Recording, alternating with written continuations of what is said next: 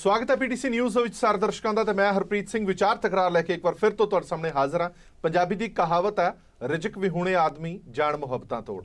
ਕੋਈ ਨਹੀਂ ਚਾਹੁੰਦਾ ਕਿ ਉਹ ਆਪਣਾ ਮੁਲਕ ਛੱਡੇ, ਕੋਈ ਨਹੀਂ ਚਾਹੁੰਦਾ ਆਪਣਾ ਘਰ-ਬਾਰ ਛੱਡੇ, ਪਰ ਜਦੋਂ ਰਿਜ਼ਕ ਦਾ ਘਾਟਾ ਪੈ ਜਾਂਦਾ ਤਾਂ ਮੁਹੱਬਤਾਂ ਤੋੜ ਕੇ ਜਾਣਾ ਹੀ ਪੈਂਦਾ। ਅੱਜ ਕੱਲ ਅਜਿਹੀ ਹਾਲਾਤ ਪੰਜਾਬ ਦੇ ਬਣੇ ਹੋਏ ਨੇ। जिस नूं भी पुछो वो बाहर वाल वहीरा कत्तन नूं फिरदा, जिस नूं भी पुछो कहता कि इत्थे रोज़गार नहीं, इत्थे कामकार नहीं, इसलिए बाहर जाना ही पैना। और आम तौर पर अजिहे करके बहुत सारिया घटनावां भी होंदियां ने।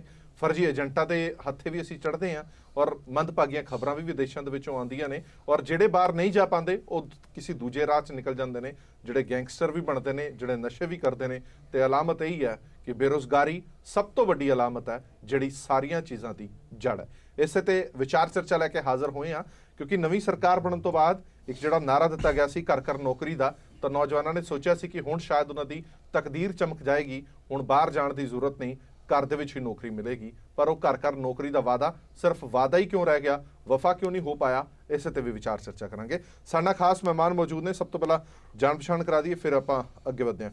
गुरबीर सिंह भट्ठल साहब मौजूद ने, बुलारे ने पंजाब कांग्रेस से। हरजीत सिंह गरेवाल साहब मौजूद ने, बुलारे ने पंजाब बीजेपी दे। जंगवीर सिंह जी बुलारे ने श्रोमणी अकाली दल दे।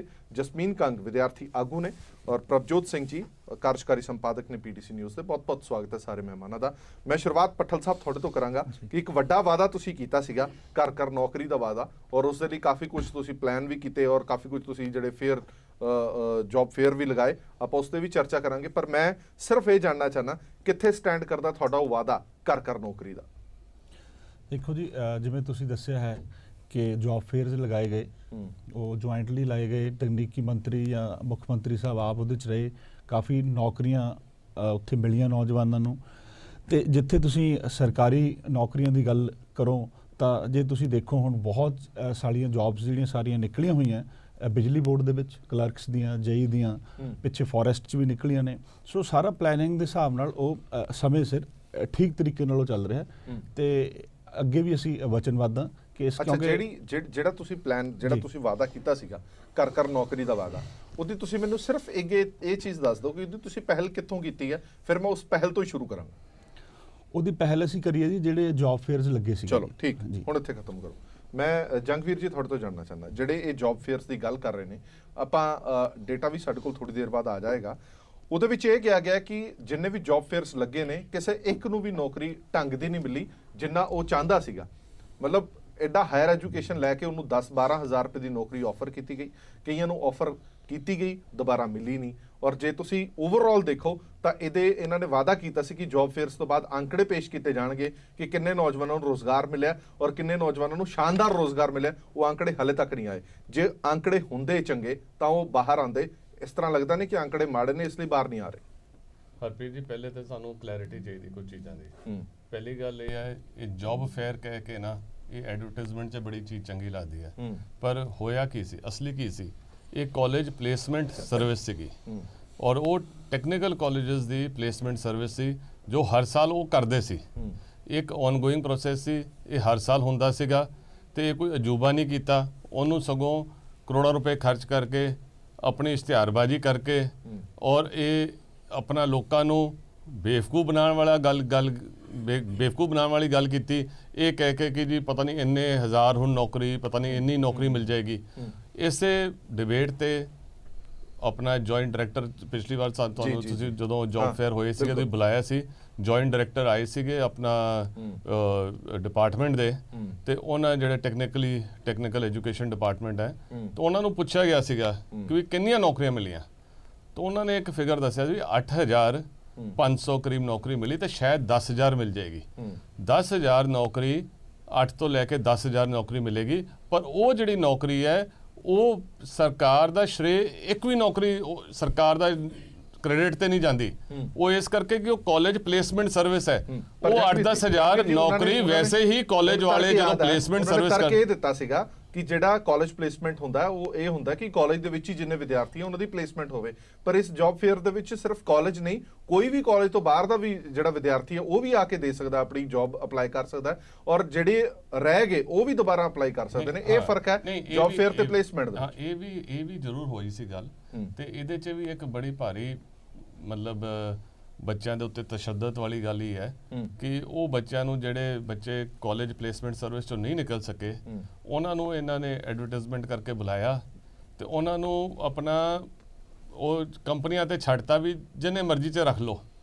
ਤਾਂ ਕੰਪਨੀ ਵਾਲੇ ਕਿਸੇ ਨੂੰ ਕਹਿੰਦੇ ਵੀ 6000 ਲੈ ਲਾ, ਕਿਸੇ ਨੂੰ ਕਹਿੰਦੇ 7000 ਲੈ ਲਾ। ਔਰ ਉਹ ਬੱਚੇ ਜਿਨ੍ਹਾਂ ਨੇ ਡਿਪਲੋਮਾ ਕੀਤੇ, ਬੀਟੈਕ ਦੀ ਡਿਗਰੀਆਂ ਲਈਆਂ, ਤੇ ਅਸੀਂ ਉਸ ਟਾਈਮ ਵੀ ਕਿਹਾ ਸੀਗਾ ਐ ਨਾ ਕਰੋ, ਇਹ ਹੈਗੀ ਐਕਸਪਲੋਇਟੇਸ਼ਨ। ਜਾਂ ਤਾਂ ਕੋਈ ਪੈਰਾਮੀਟਰ ਸੈੱਟ ਕਰੋ, ਕੋਈ ਆਪਣਾ ਤਰੀਕਾ ਕਰੋ ਕਿ ਵੀ ਇਹ ਐਜੂਕੇਸ਼ਨ ਕੁਆਲੀਫਿਕੇਸ਼ਨ ਹੈ, ਉਹਦੇ ਬਦਲੇ 'ਚ ਇੰਨੇ ਦੀ ਨੌਕਰੀ ਘੱਟ ਤੋਂ ਘੱਟ ਮਿਲਣੀ ਚਾਹੀਦੀ ਹੈ। ਤਾਂ ਉਹ ਵੀ ਨਹੀਂ ਕੀਤਾ ਗਿਆ।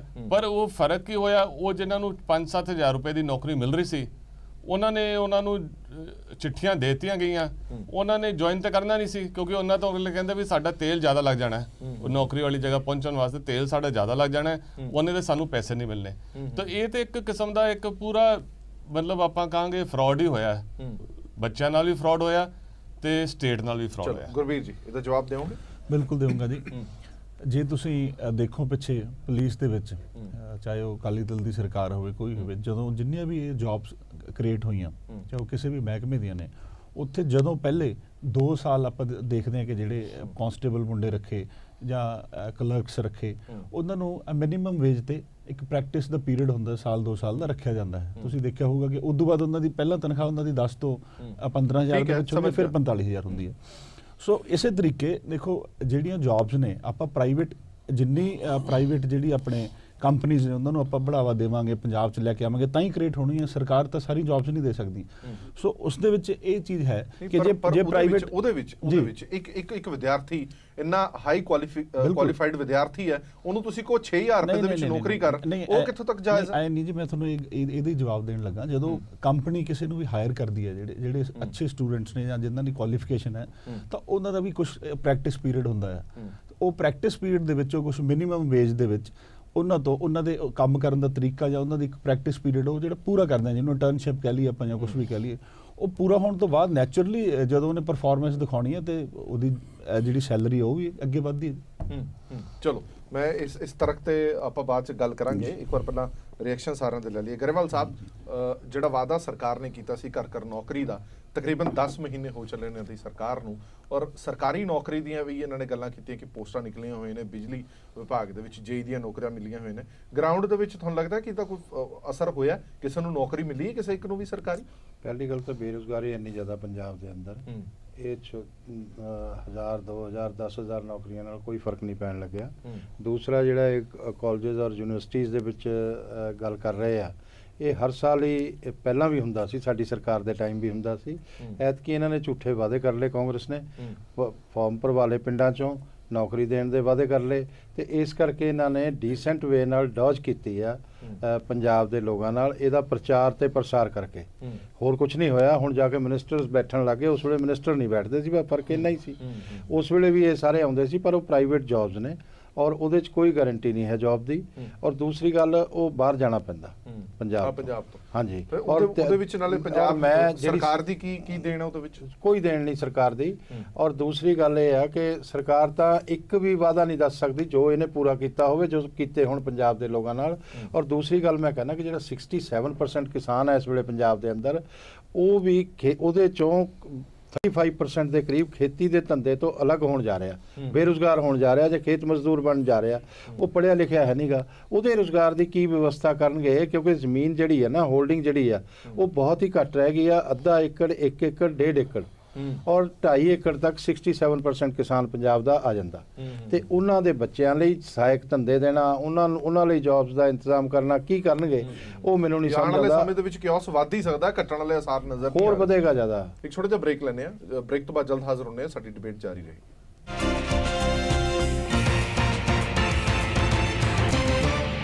ਬ੍ਰੇਕ ਤੋਂ ਬਾਅਦ ਦਰਸ਼ਕਾਂ ਦਾ ਇੱਕ ਵਾਰ ਫਿਰ ਤੋਂ ਸਵਾਗਤ ਹੈ। ਕਿਵੇਂ ਮਿਲੇਗਾ ਰੁਜ਼ਗਾਰ ਨੌਜਵਾਨਾਂ ਨੂੰ ਔਰ ਕਿਵੇਂ ਬ੍ਰੇਕ ਲੱਗੇਗੀ ਬਾਹਰ ਜਾਣ ਦੇ ਰੁਝਾਨ ਦੇ ਉੱਤੇ, ਇਸੇ ਤੇ ਵਿਚਾਰ ਚਰਚਾ ਸਾਡੀ ਜਾਰੀ ਹੈ। ਔਰ ਇੱਕ ਹੋਰ ਖਾਸ ਮਹਿਮਾਨ ਆਮ ਆਦਮੀ ਪਾਰਟੀ ਦੇ ਬੁਲਾਰਾ ਨਵਦੀਪ ਸਿੰਘ ਸੰਘਾ ਸਾਹਿਬ ਵੀ ਸਾਡੇ ਨਾਲ ਜੁੜ ਗਏ ਨੇ। ਪ੍ਰਭਜੋਤ ਸਿੰਘ ਜੀ, ਸੰਘਾ ਸਾਹਿਬ ਤੋਂ ਜਾਣ ਤੋਂ ਪਹਿਲਾਂ ਮੈਂ ਇੱਕ ਗੱਲ ਤੁਹਾਡੇ ਤੋਂ ਜਾਣਨਾ ਚਾਹੁੰਦਾ, ਇਹ ਕਲੈਰਿਟੀ ਬੜੀ ਜ਼ਰੂਰੀ ਹੈ। ਜਿਵੇਂ ਇਹਨਾਂ ਨੇ ਵੀ ਕਿਹਾ ਔਰ ਦੂਜੇ ਪਾਸੇ ਜੰਗਵੀਰ ਸਾਹਿਬ ਨੇ ਵੀ ਕਿਹਾ ਕਿ ਜਿਹੜੇ ਜੌਬ ਫੇਅਰਸ ਲੱਗੇ ਸੀ ਜਾਂ ਕਾਲਜ ਪਲੇਸਮੈਂਟ ਸੀ, ਉਹ ਗੱਲ ਇੱਕੋ ਹੀ ਹੈ, ਬਸ ਸ਼੍ਰੇ ਪੰਜਾਬ ਸਰਕਾਰ ਨੇ ਆਪਣਾ ਲੈ ਲਿਆ। ਜਿਹੜੀ ਰੂਟੀਨ ਦੇ ਵਿੱਚ ਕਾਰਵਾਈ ਹੁੰਦੀ ਹੈ ਉਸੇ ਨੂੰ ਜੌਬ ਫੇਅਰਸ ਦਾ ਨਾਮ ਦੇ ਦਿੱਤਾ ਗਿਆ। ਇਹ ਠੀਕ ਹੈ ਕਿ ਗਲਤ? ਦੇਖੋ ਜਿਹੜੀ ਗੱਲ ਹੈਗੀ ਹੈ ਜੌਬ ਪਲੇਸਮੈਂਟਸ ਦੀ ਜਾਂ ਜੌਬ ਫੇਅਰਸ ਦੀ, ਪਹਿਲੀ ਤਾਂ ਗੱਲ ਇਹ ਹੈ ਕਿ ਜੌਬ ਫੇਅਰਸ ਇੱਕ ਪ੍ਰੋਬਲਮ ਦਾ ਮਿਨੀਸਕਿਊਲ ਸੈਗਮੈਂਟ ਨੂੰ ਐਡਰੈਸ ਕਰਦੇ ਨੇ। ਪ੍ਰੋਬਲਮ ਬੜੀ ਮੈਸਿਵ ਹੈ। ਜੇ ਤੁਸੀਂ ਪੰਜਾਬ ਦਾ ਪਿਛਲਾ ਪਿਛੋਕੜ ਦੇਖੋ ਤਾਂ ਪੰਜਾਬ ਨੂੰ ਸਿਰਫ ਬੇਰੁਜ਼ਗਾਰੀ ਕਰਕੇ ਹੀ ਬਹੁਤ ਸਾਰੀਆਂ ਸਮੱਸਿਆਵਾਂ ਦਾ ਫੇਸ ਕਰਨਾ ਪਿਆ, ਬਹੁਤ ਸਾਰੀਆਂ ਸਮੱਸਿਆਵਾਂ ਦਾ।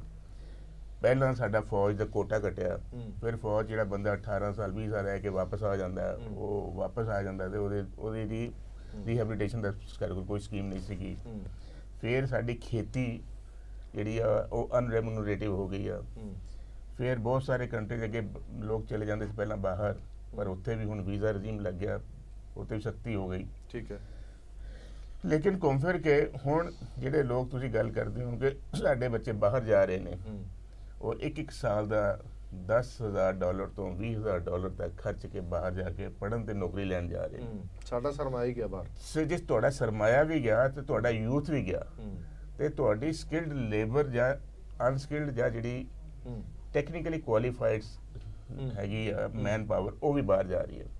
ਉਹ ਕਿਉਂ ਬਾਹਰ ਜਾ ਰਹੀ ਹੈ? ਉਹ ਐਸੇ ਕਰਕੇ ਜਾ ਰਹੀ ਹੈ ਕਿ ਜੇ ਤੁਹਾਨੂੰ ਆਪਣੀ ਸਟੇਟ ਵਿੱਚ ਜੌਬ ਮੁਹੱਈਆ ਹੋ ਜਾਵੇ ਤਾਂ ਕੋਈ ਵੀ ਪਰਿਵਾਰ ਨਹੀਂ ਚਾਹੇਗਾ ਕਿ ਉਹਦਾ ਬੱਚਾ ਬਾਹਰ ਜਾ ਕੇ ਪਹਿਲਾਂ ਧੱਕੇ ਖਾਵੇ। ਇੰਨਾ ਪਹਿਲਾਂ ਤਾਂ ਪੈਸਾ ਕਰਜ਼ੇ ਲੈ ਕੇ ਪੈਸਾ ਲੈ ਕੇ ਫਿਰ ਏਜੰਡਾ ਦੇ ਹੱਥੇ ਚੜ੍ਹਨਾ, ਔਰ ਉਸ ਤੋਂ ਬਾਅਦ ਫਿਰ ਉੱਥੇ ਖਜਲ ਖਰਾਬ ਹੋਣਾ। ਤੇ ਚਲੋ, ਪਰ ਉਹ ਇੱਕ ਵੱਡਾ ਸੈਗਮੈਂਟ ਆ ਜਿਹਦੇ ਪਿੱਛੇ ਹੀ ਲੋਕਾਂ ਨੂੰ ਉਮੀਦ ਸੀ ਕਿ ਜਦੋਂ ਹੁਣ ਘਰ ਘਰ ਨੌਕਰੀ ਦੀ ਗੱਲ ਕਹੀ ਗਈ ਹੈ ਤਾਂ ਸ਼ਾਇਦ ਸਰਕਾਰ ਕੋਈ ਜੌਬ ਕ੍ਰੀਏਟ ਕਰੇਗੀ। ਇਹ ਗੱਲ ਤਾਂ ਮੈਂ ਮੰਨਦਾ ਹਾਂ, ਸਾਰੇ ਮੰਨਦੇ ਹੋਣਗੇ ਕਿ ਸਰਕਾਰੀ ਨੌਕਰੀ ਸਭ ਨੂੰ ਨਹੀਂ ਦਿੱਤੀ ਜਾ ਸਕਦੀ। ਬਿਲਕੁਲ। ਲੇਕਿਨ ਇਸ ਵੇਲੇ ਜਿਹੜਾ ਪ੍ਰੈਜ਼ੈਂਟ ਐਨਵਾਇਰਨਮੈਂਟ ਆ, ਉਹਦੇ ਵਿੱਚ ਸਭ ਤੋਂ ਵੱਡਾ ਜਿਹੜਾ ਇੰਪਲਾਇਰ ਹੈਗਾ ਉਹ ਹੈਗੀ ਸਰਵਿਸ ਇੰਡਸਟਰੀ। ਤੇ ਅਸੀਂ ਸਰਕਾਰ ਨੇ, ਹੁਣ ਦੀ ਵੀ ਸਰਕਾਰ ਨੇ ਕੋਈ ਕੋਸ਼ਿਸ਼ ਨਹੀਂ ਕੀਤੀ ਕਿ ਸਰਵਿਸ ਸੈਕਟਰ ਵਿੱਚ એનર્ਜੀ ਜਿਹੜੀਆਂ ਜੌਬਸ ਕ੍ਰੀਏਟ ਕੀਤੀਆਂ ਜਾਣ। ਕਿਹਾ ਤਾਂ ਗਿਆ ਸੀ ਕਿ ਅਸੀਂ ਓਲਾ ਨੂੰ, ਉਬੇਰ ਨੂੰ ਤੇ ਹੋਰਾਂ ਪਾਸੇ ਵੀ ਜੌਬ ਕ੍ਰੀਏਟ ਕਰਾਂਗੇ, ਲੋਨਸ ਐਡਵਾਂਸ ਕਰਾਂਗੇ, ਤੇ ਉਹ ਵੀ ਉਹਨਾਂ ਦਾ ਵੀ ਹਾਲ ਤੁਸੀਂ ਦੇਖ ਲਓ ਕੀ ਹੋਇਆ। ਕਿਉਂਕਿ ਜਦ ਤੱਕ ਸਰਕਾਰਾਂ ਹਿਊਮਨ ਰਿਸੋਰਸ ਡਿਵੈਲਪਮੈਂਟ ਵੱਲ ਸਿੰਸੀਅਰਲੀ ਧਿਆਨ ਨਹੀਂ ਦੇਣਗੀਆਂ, ਇਹ ਸਮੱਸਿਆਵਾਂ ਜਿਹੜੀ ਅਨਇੰਪਲੋਇਮੈਂਟ ਦੀ ਆ, ਇਹ ਸੀਰੀਅਸ ਤੋਂ ਸੀਰੀਅਸ ਇਹ ਪ੍ਰੋਬਲਮ ਐਗਰਾਵੇਟ ਹੁੰਦੀ ਜਾਏਗੀ, ਔਰ ਐਗਰਾਵੇਟ ਹੁੰਦੀ ਆ ਰਹੀ ਆ। ਤੇ ਜਿਹੜੇ ਜੌਬ ਫੇਅਰ ਸੀਗੇ, ਮੈਨੂੰ ਲੱਗਦਾ ਸੀ ਉਹ ਇੱਕ ਕੋਝਾ ਜਾਂ ਮਜ਼ਾਕ ਸੀ, ਉਹਦੇ ਨਾਲ ਕੋਈ ਸਮੱਸਿਆ ਦਾ ਹੱਲ ਨਹੀਂ ਹੋਇਆ। ਉਹੀ ਜਿਹੜੀਆਂ ਜੌਬਸ ਪਹਿਲਾਂ ਪਲੇਸਮੈਂਟ ਦੀ ਮਿਲ ਜਾਂਦੀਆਂ ਸੀ, ਜਾਂ ਜਿਹੜੇ ਪਲੇਸਮੈਂਟ ਦੇ ਬਾਹਰ ਰਹਿ ਕੇ ਦੁਬਾਰਾ ਤੁਸੀਂ ਉਹਨਾਂ ਨੂੰ ਜਾ ਕੇ ਆਫਰ ਕਰਤੀ, ਬਟ ਉਹਨਾਂ ਦੀ ਕੁਆਲੀਫਿਕੇਸ਼ਨ ਤੋਂ ਕਿਤੇ ਘੱਟ ਦੀ ਲੋਅਰ ਰੈਂਕ ਦੀ ਜੌਬ ਉਹਨਾਂ ਨੂੰ ਆਫਰ ਹੋਈ ਸੀ। ਤੇ ਪਰ ਉਹ ਵੀ ਇਸ ਤਰ੍ਹਾਂ ਦੀ ਜੌਬ ਸੀਗੀਆਂ ਕਿ ਜਿਹੜੀਆਂ ਉਹ ਸਾਡੇ ਲੋਕ, ਪੰਜਾਬ ਦੇ ਲੋਕ ਨੌਜਵਾਨ, ਉਹ ਨਹੀਂ ਕਰਨਾ ਚਾਹਣਗੇ। ਉਹ ਸਪੈਸ਼ਲੀ ਜੇ ਉਹਨਾਂ ਨੂੰ ਆਪਣਾ ਸਟੇਟ ਛੱਡ ਕੇ ਬਾਹਰ ਜਾਣਾ ਪਵੇ। ਫਿਰ ਅਗਲਾ ਕਹਿੰਦਾ ਜੇ ਮੈਂ 20,000 ਦੀ ਜੌਬ ਲੈ ਕੇ ਮੈਂ ਗੁਜਰਾਤ ਜਾਂ ਬਿਹਾਰ ਜਾਂ ਕਿਸੇ ਹੋਰ ਸਟੇਟ 'ਚ ਕੰਮ ਕਰਨਾ, ਫਿਰ ਮੈਂ 25,000 ਲੈ ਕੇ ਤੇ ਮੈਂ ਦੁਬਈ ਜਾ ਕੇ ਕੰਮ ਨਹੀਂ ਕਰ ਲੂੰਗਾ, ਉੱਥੇ ਮੇਰੇ ਪੈਸੇ ਵੀ ਕੁਝ ਬਚਣਗੇ ਤੇ ਮੈਂ ਬਾਹਰ ਵੀ ਚਲੇ ਜਾਊਂਗਾ। ਸੋ ਇਸ ਕਰਕੇ ਸਰਕਾਰਾਂ ਨੂੰ ਬੜਾ ਸੀਰੀਅਸਲੀ ਸੋਚਣਾ ਪਵੇਗਾ ਕਿ ਜੌਬ ਫੇਅਰਸ ਨਹੀਂ ਹੱਲ ਹੈਗੇ। ਇੱਕ ਅਲਟੀਮੇਟ ਇੱਕ ਪੂਰੀ ਪਾਲਿਸੀ ਚਾਹੀਦੀ ਆ, ਜਿਹੜੀ ਕਿ ਰਿਕਰੂਟਮੈਂਟ ਪਾਲਿਸੀ ਚਾਹੀਦੀ ਆ, ਜੌਬਸ ਦੀ ਪਾਲਿਸੀ ਬਣਾਉਣੀ ਪਏਗੀ ਸਰਕਾਰਾਂ ਨੂੰ, ਜਿਹਦੇ ਵਿੱਚ ਅਲੱਗ-ਅਲੱਗ ਏਰੀਆਜ਼ ਵਿੱਚ ਜੌਬ ਓਪਨਿੰਗਸ ਕ੍ਰੀਏਟ ਕੀਤੀਆਂ ਜਾਣ। ਠੀਕ ਹੈ। ਨਵਦੀਪ ਸਿੰਘ ਸੰਘਾ ਸਾਹਿਬ ਸਾਡੇ ਨਾਲ ਜੁੜੇ ਹੋਏ ਨੇ, ਆਮ ਆਦਮੀ ਪਾਰਟੀ ਦੇ ਬੁਲਾਰ ਨੇ। ਸੰਘਾ ਸਾਹਿਬ, ਸਰਕਾਰ ਨੇ ਨੌਕਰੀਆਂ ਦੇ ਮੇਲੇ ਵੀ ਲਗਾ ਦਿੱਤੇ, ਔਰ ਹਲੇ ਵੀ ਵਿਰੋਧੀ ਧਿਰਾਂ, ਭਾਵੇਂ ਤੁਸੀਂ ਹੋ ਭਾਵੇਂ ਸ਼੍ਰੋਮਣੀ ਅਕਾਲੀ ਦਲ ਬੀਜੇਪੀ ਹੈ, ਹਲੇ ਵੀ ਇਹ ਕਹਿ ਰਹੇ ਨੇ ਕਿ ਸਰਕਾਰ ਕੁਝ ਨਹੀਂ ਕਰ ਰਹੀ। ਸਰਕਾਰ ਤਾਂ ਕਹਿ ਰਹੀ ਹੈ ਕਿ ਇਸ ਨੌਕਰੀਆਂ ਦੇ ਮੇਲੇ ਤੱਕ ਲਗਾ ਦਿੱਤੇ, ਬਾਹਰੋਂ ਕੰਪਨੀਆਂ ਨੂੰ ਇੱਥੇ ਲਿਆਉਣ ਦੀ ਕੋਸ਼ਿਸ਼ ਵੀ ਕੀਤੀ ਜਾ ਰਹੀ ਹੈ। ਹਾਂ, ਥੋੜਾ ਬਹੁਤਾ ਘੱਟ ਪੈਸੇ ਜ਼ਰੂਰ ਹਲੇ ਮਿਲ ਰਹੇ ਨੇ, ਬਾਅਦ ਦੇ ਵਿੱਚ ਉਹ ਵੀ ਵੱਧ ਜਾਣਗੇ।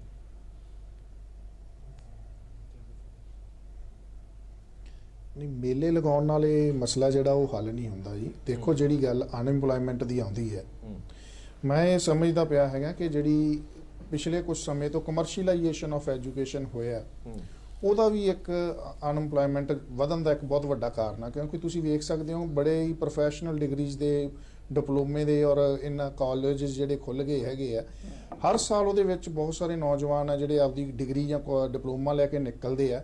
ਉਸ ਤੋਂ ਬਾਅਦ ਉਹਨਾਂ ਨੂੰ ਨਾ ਤਾਂ ਉਸ ਐਜੂਕੇਸ਼ਨ ਦੇ ਮੁਤਾਬਕ, ਉਹਨਾਂ ਦੀ ਯੋਗਤਾ ਦੇ ਮੁਤਾਬਕ ਪੰਜਾਬ ਦੇ ਵਿੱਚ ਕੋਈ ਕੰਮ ਮਿਲਦਾ, ਜਿਹਦੇ ਕਾਰਨ ਉਹ ਫਰਸਟ੍ਰੇਟ ਹੋਏ ਵੇ ਇੱਕ ਮਲਕੇ ਨਿਰਾਸ਼ਾ ਦੇ ਆਲਮ 'ਚ ਗੁਜ਼ਰਦੇ ਹੋਏ ਬਾਹਰਲੇ ਦੇਸ਼ਾਂ ਨੂੰ ਆਪਣਾ ਜਿਹੜਾ ਹੈਗਾ ਰੁਝਾਨ ਬਣਾਉਂਦੇ ਆ ਬਾਹਰ ਜਾਣ ਦਾ। ਤੇ ਜੇ ਆਪਾਂ ਪਿਛਲੇ ਸਮੇਂ ਤੇ ਝਾਤ ਮਾਰੀਏ, ਅੱਜ ਤੋਂ ਕਾਫੀ ਸਮਾਂ ਪਹਿਲਾਂ ਜਿਹੜਾ ਪੰਜਾਬ ਦਾ ਜਿਹੜਾ ਹੈਗਾ ਜ਼ਿਮੀਂਦਾਰ ਤਬਕਾ ਉਹ ਵੀ ਆਪਦੇ ਪੈਰਾਂ ਸਿਰ ਸੀਗਾ, ਔਰ ਜਿਹੜਾ ਕਿਰਤੀ ਕੰਮ ਸੀ ਉਹ ਵੀ ਕੰਮ ਕਾਜ ਉਹਨਾਂ ਦਾ ਵੀ ਬਹੁਤ ਵਧੀਆ ਸੀ। ਜਦੋਂ ਹੌਲੀ ਹੌਲੀ ਆਪਣੇ ਬਾਹਰਲੀਆਂ ਸਟੇਟਾਂ ਤੋਂ ਆ ਕੇ ਕਿਰਤੀ ਕੰਮ ਵਾਲਾ ਕੰਮ ਵੀ ਜਿਹੜਾ ਹੈਗਾ ਬਾਹਰਲੀਆਂ ਸਟੇਟਾਂ ਦੇ ਬੰਦਿਆਂ ਨੇ ਸਾਂਭ ਲਿਆ ਹੈਗਾ, ਔਰ ਦੂਸਰਾ ਜੱਟ ਜ਼ਿਮੀਂਦਾਰ ਜਿਹੜਾ ਪਰਿਵਾਰ ਸੀਗੇ ਉਹ ਹੌਲੀ ਹੌਲੀ ਸ਼ਰੀਕੇਬਾਜ਼ੀ 'ਚ ਜਦੋਂ ਵੰਡੇ ਗਏ ਤਾਂ ਉਹਦੇ ਕਾਰਨ ਜੋ ਸੋਰਸ ਆਫ ਇਨਕਮਸ ਜਿਹੜੇ ਘਟੇ ਆ, ਉਹਦਾ ਇੱਕ ਬਹੁਤ ਵੱਡਾ ਮੈਂ ਸਮਝਦਾ ਹੈਗਾ ਕਾਰਨ ਹੈ ਜਿਹੜਾ ਇੱਥੋਂ ਦਾ ਯੂਥ ਹੈ, ਔਰ ਜੋ ਪੰਜਾਬੀ ਆ ਉਹ ਅੱਜ ਆਪਦੇ ਆਪ ਨੂੰ ਮਤਲਬ ਕਿ ਪੰਜਾਬ 'ਚ ਰਹਿਣ ਦੀ ਬਜਾਏ ਬਾਹਰ ਜੌਬ ਕਰਨ ਦੇ ਵਿੱਚ ਆਪਦੇ ਆਪ ਨੂੰ ਜ਼ਿਆਦਾ ਖੁਸ਼ ਮਹਿਸੂਸ ਕਰਦੇ। ਠੀਕ ਹੈ ਜਸਮੀਨ, ਮੈਂ ਸਿੰਪਲ ਔਰ ਦੂਸਰੀ ਗੱਲ ਹੈ ਮੈਂ ਆਂਦਾ ਤੁਹਾਡੇ ਕੋਲ ਕਿਹੜੀ ਮਤਲਬ ਕਿ ਇਸ ਵੱਲ ਸਰਕਾਰਾਂ ਦਾ ਧਿਆਨ ਨਹੀਂ ਜਾਂ ਵੈਸੇ ਵੇਸਲੇ ਹੋਏ ਬੈਠੇ। ਮੈਂ ਆਂਦਾ ਤੁਹਾਡੇ ਕੋਲ 1 ਮਿੰਟ, ਮੈਂ ਇਹ ਨੌਜਵਾਨ ਸਾਡੇ ਨਾਲ ਹੈਗੇ ਨੇ, ਨੌਜਵਾਨ ਆਗੂ ਜਸਮੀਨ, ਜਿਹੜੀ ਗੱਲ ਸਾਰੇ ਕਰ ਰਹੇ ਨੇ ਕਿ ਬਾਹਰ ਜਾਣ ਦੀ ਰਫ਼ਤਾਰ ਬੜੀ ਹੈਗੀ ਹੈ, ਬਾਹਰ ਜਾਣ ਦਾ ਮਨ ਦੇ ਵਿੱਚ ਚਾਹ ਬਣਾਉਂਦਾ, ਉਹਦਾ ਇੱਕ ਰੀਜ਼ਨ ਇਹ ਵੀ ਮੰਨ ਸਕਦੇ ਆ ਕਿ ਇੱਥੇ ਚਲੋ ਨੌਕਰੀ ਨਹੀਂ ਹੈ, ਤੁਹਾਡੀ ਮਿਹਨਤ ਦਾ ਇੰਨਾ ਮੁੱਲ ਨਹੀਂ ਪੈਂਦਾ, ਪਰ ਸਵੈ ਰੋਜ਼ਗਾਰ ਵੱਲ ਕਦੇ ਕਿਸੇ ਨੇ ਨਹੀਂ ਸੋਚਿਆ। ਮੈਂ ਸਿਰਫ ਥਿੰਕਿੰਗ ਜਾਣਨਾ ਚਾਹੁੰਦਾ ਕਿ ਨੌਜਵਾਨਾਂ ਦੀ ਖੁਦ ਦਾ ਬਿਜ਼ਨਸ ਸ਼ੁਰੂ ਕਰਨਾ, ਕੋਈ ਦੁਕਾਨ ਸ਼ੁਰੂ ਕਰਨੀ, ਕੋਈ ਕੰਮਕਾਰ ਸ਼ੁਰੂ ਕਰਨਾ, ਕਿਉਂਕਿ ਘਰੋਂ ਬਾਹਰ ਜਾਣਾ ਬੜਾ ਮੁਸ਼ਕਲ, ਆਪਣਾ ਪਰਿਵਾਰ ਛੱਡ ਕੇ, ਆਪਣੇ ਘਰ-ਬਾਰ ਸਾਕ ਸੰਬੰਧੀ ਛੱਡ ਕੇ ਜਾਣਾ ਬੜੀ ਮਜਬੂਰੀ ਦੇ ਵਿੱਚ ਪੈਂਦਾ ਹੈ। ਕੀ ਕਦੇ ਅਜਿਹਾ ਦਿਮਾਗ ਦੇ ਵਿੱਚ ਨਹੀਂ ਆਉਂਦਾ ਨੌਜਵਾਨਾਂ ਨੂੰ? ਇਹ ਬਹੁਤ ਵਧੀਆ ਪੁਆਇੰਟ ਤੁਸੀਂ ਉਠਾਇਆ, ਮੈਂ ਵੈਸੇ ਇਸ ਪੁਆਇੰਟ ਤੇ ਆਉਣ ਵੀ ਵਾਲਾ ਸੀ ਜੀ।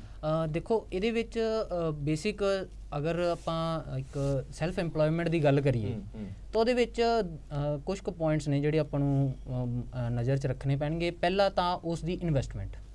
ਦੇਖੋ ਕੋਈ ਵੀ ਕਾਰੋਬਾਰ ਸ਼ੁਰੂ ਕਰਨਾ ਹੈ ਉਹਦੇ ਬਾਰੇ ਉਹਦੀ ਪ੍ਰਾਇਰ ਜਿਹੜੀ ਹੈਗੀ ਚੀਜ਼ ਉਹ ਇਨਵੈਸਟਮੈਂਟ ਹੈ। ਉਹ ਇਨਵੈਸਟਮੈਂਟ ਦੀਆਂ ਕੀ ਪਾਲਿਸੀਜ਼ ਨੇ ਉਹ ਹੁਣ ਜੋ ਵੀ ਸੂਬੇ ਦੀ ਸਰਕਾਰ ਹੋਊਗੀ ਉਹਨੇ ਹੀ ਡਿਸਾਈਡ ਕਰਨਾ।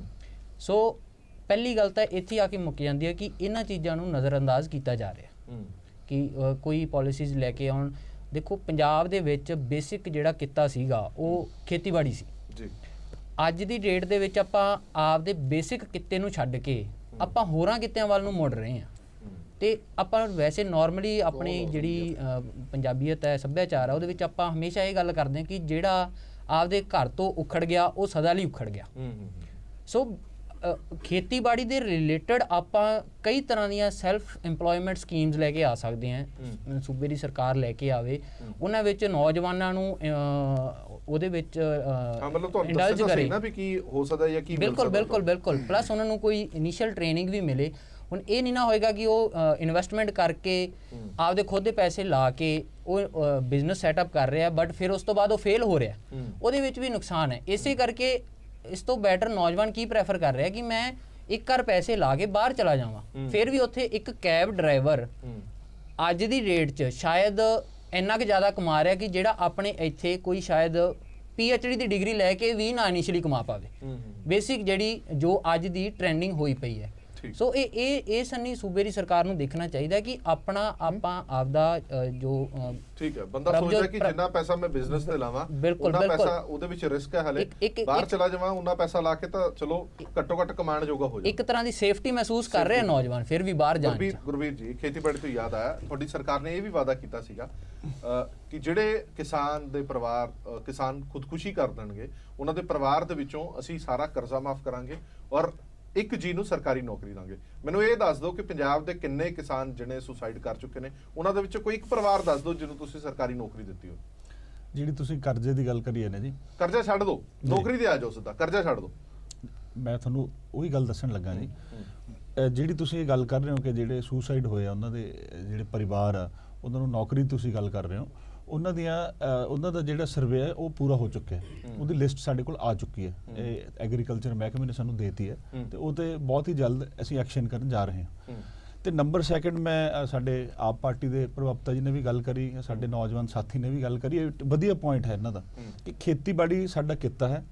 ਤੇ ਪਰ ਮੈਂ ਇੱਥੇ ਪੰਜਾਬ ਦੇ ਨੌਜਵਾਨਾਂ ਨੂੰ ਇਹ ਕਹਿਣਾ ਚਾਹੁੰਦਾ ਕਿ 20% ਨੌਜਵਾਨ ਰਹਿ ਗਏ ਨੇ ਜਿਹੜੇ ਖੇਤਾਂ ਦੇ ਵਿੱਚ ਕੰਮ ਕਰਕੇ ਖੁਸ਼ ਨੇ, ਆਪਣੇ ਖੇਤੀਬਾੜੀ ਦੇ ਕਿੱਤੇ 'ਚ ਕੰਮ ਕਰਕੇ ਖੁਸ਼ ਨੇ।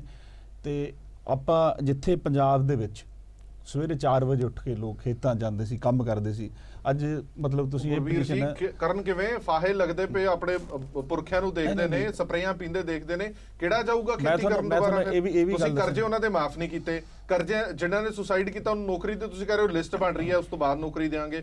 ਪਹਿਲੇ ਦਿਨ ਜਦੋਂ ਤੁਹਾਡੀ ਸਰਕਾਰ ਬਣੀ ਹੈ ਉਦੋਂ ਤੋਂ ਲੈ ਕੇ ਕਿਸਾਨਾਂ ਦੇ ਸੁਸਾਈਡ ਜਾਰੀ ਨੇ। ਅੱਜ 10 ਮਹੀਨੇ ਹੋ ਗਏ, 10 ਮਹੀਨੇ ਤੁਹਾਡੇ ਕੋਲ ਲਿਸਟ ਨਹੀਂ ਆਈ ਕਿ ਕਿਹੜੇ ਕਿਸਾਨ ਦੇ ਪਰਿਵਾਰ ਨੂੰ ਅਸੀਂ ਨੌਕਰੀ ਦੇਣੀ ਹੈ? ਨਹੀਂ ਜੀ, ਉਹ ਲਿਸਟ ਆ ਚੁੱਕੀ, ਜਿਹੜੀ ਕਰਜ਼ਿਆਂ ਦੀ ਤੁਸੀਂ ਗੱਲ ਕਹਿ ਚੁੱਕੇ ਹੋ। ਨਹੀਂ, ਮੈਂ ਸਰਕਾਰੀ ਨੌਕਰੀ ਦੀ ਗੱਲ ਕਰ ਰਿਹਾ। ਤੁਹਾਡਾ ਇਹ ਵਾਅਦਾ ਸੀ ਨਾ ਕਿ ਜਿਹੜੇ ਪਰਿਵਾਰ ਦੇ ਵਿੱਚੋਂ ਆਤਮ ਹੱਤਿਆ ਹੋ ਜਾਏਗੀ ਉਹਨੂੰ ਅਸੀਂ ਸਰਕਾਰੀ ਨੌਕਰੀ ਵੀ ਦੇਵਾਂਗੇ। ਤੁਸੀਂ ਇੱਕ ਪਰਿਵਾਰ ਐਸਾ ਦੱਸ ਦਿਓ ਜਿਹਨੂੰ ਤੁਸੀਂ ਸਰਕਾਰੀ ਨੌਕਰੀ ਦਿੱਤੀ ਹੋਵੇ, ਬਸ। ਮੈਂ ਹੋਰ ਕੁਝ ਪੁੱਛਦਾ ਹੀ ਨਹੀਂ ਕਿ ਕਰਜ਼ਾ ਮਾਫ ਹੋਇਆ ਕਿ ਨਹੀਂ ਹੋਇਆ। ਜਿੰਨੀਆਂ ਸਰਕਾਰੀ ਨੌਕਰੀਆਂ ਨਿਕਲ ਰਹੀਆਂ ਨੇ ਜੀ, ਇਹਦੇ ਵਿੱਚ ਹੀ ਉਹਨਾਂ ਨੂੰ ਐਡਜਸਟ ਕਰਿਆ ਜਾਊਗਾ, ਕੋਟਾ ਬਣਾ ਕੇ। ਜਿਹੜੀਆਂ ਹੁਣ ਅੱਡ ਮਹਿਕਮੇ ਨੇ, ਇਹ ਗੱਲ ਠੀਕ ਹੈ, ਇਹ ਗੱਲ ਠੀਕ ਹੈ ਕਿ ਜਿਹੜੀਆਂ ਨੌਕਰੀਆਂ ਨਿਕਲ ਰਹੀਆਂ ਨੇ ਉਹਨਾਂ ਨੂੰ ਦਿੱਤੀਆਂ ਜਾਣਗੀਆਂ। ਪਹਿਲੀ ਗੱਲ ਤੇ ਕੋਈ ਨੌਕਰੀ ਨਿਕਲ ਨਹੀਂ ਰਹੀ, ਔਰ ਜਦੋਂ ਨਿਕਲੇਗੀ ਤਾਂ ਦੇਖਾਂਗੇ। ਕਿਉਂਕਿ ਦੇਖੋ ਜੀ, ਇੱਕ ਗੱਲ ਕਲੀਅਰ ਹੈ ਇਹ ਸਰਕਾਰ ਦਾ ਕਿ ਹਮੇਸ਼ਾ ਅੱਗੇ ਤੋਂ ਅੱਗੇ ਗੱਲ ਤੋਰੀ ਜਾਂਦੇ ਨੇ। ਆਪਾਂ ਇਹ ਕਰਜ਼ੇ ਮਾਫੀ ਤੇ ਵੀ ਦੇਖਿਆ ਕਿ ਪਹਿਲੇ ਕਹਿੰਦੇ ਵੀ 90,000 ਕਰੋੜ ਦੀ ਕਰਜ਼ਾ ਮਾਫੀ ਹੋਊਗੀ, ਉਹਦੇ ਬਾਅਦ ਕਹਿੰਦੇ ਵੀ ਆਪਣਾ 90,000 ਕਰੋੜ ਦੀ ਹੋਏਗੀ, ਨੈਸ਼ਨਲ ਬੈਂਕਾਂ ਦੀ ਵੀ ਹੋਏਗੀ, ਕੋਆਪਰੇਟਿਵ ਬੈਂਕਾਂ ਦੇ ਵੀ ਹੋਏਗੀ, ਤੇ ਜਿਹੜੇ ਆਪਣੇ ਆੜ੍ਹਤੀ ਉਹਨਾਂ ਦਾ ਕਰਜ਼ਾ ਵੀ ਮਾਫ ਹੋਊਗਾ। ਹੁਣ ਸਾਨੂੰ ਜਿਹੜੀ ਲੇਟੈਸਟ ਸਕੀਮ ਸਾਨੂੰ ਇਹਨਾਂ ਦੀ ਸੂਚੀ ਜਿਹੜੀ ਆਈ ਹੈ, ਉਹ ਕਹਿੰਦੇ ਵੀ ਜਿਹੜਾ ਕ੍ਰੌਪ ਲੋਨ ਲਿਆ ਉਹ ਹੋਊਗਾ, ਤੇ ਉਹਦੇ 'ਚ ਵੀ ਜਿਹੜਾ ਛੋਟਾ ਕਿਸਾਨ ਹੈ ਜਿਹਨੇ ਕਿਤੇ 2 ਲੱਖ ਤੋਂ ਜ਼ਿਆਦਾ ਉਹਦਾ ਲੋਨ ਹੈ ਉਹ ਵੀ ਨਹੀਂ ਹੋਣਾ।